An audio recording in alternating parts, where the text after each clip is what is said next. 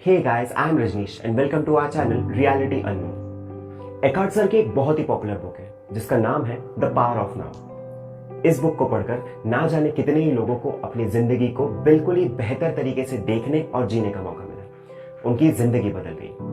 मैं भी उन लोगों में से एक हूं और इसीलिए हमारे इस चैनल रियलिटी अननोन पर हम आपके साथ एकार्ट सर की इसी बुक की टीचिंग्स को डिस्कस करेंगे और हमारा जो एक्सपीरियंस रहा है इन टीचिंग्स को फॉलो करने का वो भी शेयर करेंगे, ताकि अगर किसी भी रीजन से आप इस बुक को नहीं पढ़ पाए हैं और इसकी टीचिंग्स को आप अगर यूज नहीं कर पा रहे हैं अपनी जिंदगी में, तो आपको भी इससे हेल्प मिल सके। एकार्ट सर का मानना था कि ये बुक हर उस इंसान तक किसी ना किसी तरह पहुंच ही जाएगी जो अपनी जिंदगी के सबसे बड़े बदलाव के लिए तैयार है।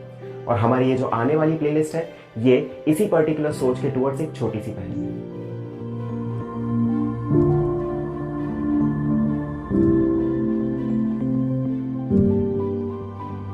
आज सर एकार्ट टोले को उनकी book the power of now की वजह से पूरी दुनिया जानती है, पर ऐसा हमेशा नहीं था। दरअसल 29 साल की एज तक वो भी हमारी तरह एक नॉर्मल इंसान ही थे और अपनी जिंदगी की प्रॉब्लम्स की वजह से कंटिन्यूसली स्ट्रेस और एंजाइटी का शिकार थे। कई बार तो सुसाइड तक करने की नौबत आई और एक रात वो अपनी जिंदगी की प्रॉब्लम्स को लेकर इतना फ्रस्ट्रेट हो चुके थे कि उनके दिमाग में बार बार बस एक ही थॉट चल रहा था कि मैं अब खुद के साथ और नहीं रह सकता। I just can not live with my self.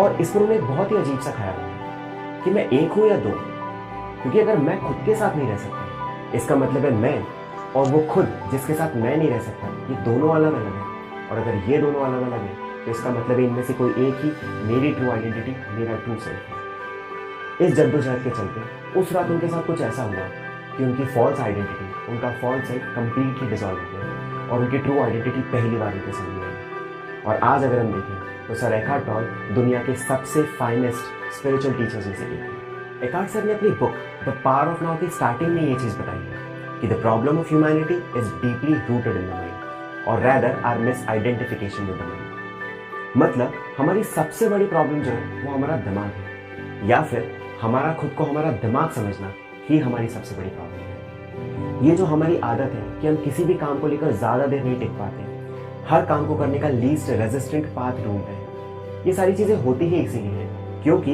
हम इस पल को लेकर, इस प्रेजेंट मोमेंट को लेकर पूरी तरह से अवेयर नहीं होते और इस अवेयरनेस की कमी को कंपेंसेट करने के लिए ही हमारा दिमाग कंटिन्यूसली चलता रहता है। वो या तो हमें पास्ट याद दिलाता है या हमारा फ्यूचर एंटिसिपेट करता है।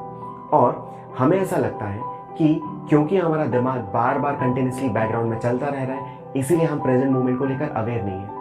बट होता कंप्लीटली इसका ऑपोजिट है, क्योंकि हम इस मोमेंट को लेकर पूरी तरह से अवेयर नहीं है इसीलिए हमारा दिमाग चल रहा है। और अगर एक बार हम इस प्रेजेंट मोमेंट को लेकर अवेयर होना सीख जाएं तो हमारी ये सारी प्रॉब्लम्स ऑटोमेटिकली सॉल्व हो जाएंगी और हमारा ट्रू सेल्फ हमारे सामने आएगा।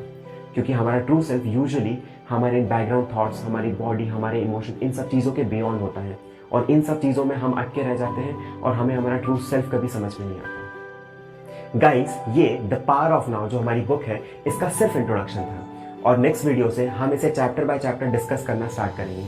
नेक्स्ट वीडियो में हम स्टार्ट करेंगे the first chapter, the greatest obstacle to enlightenment. Thank you.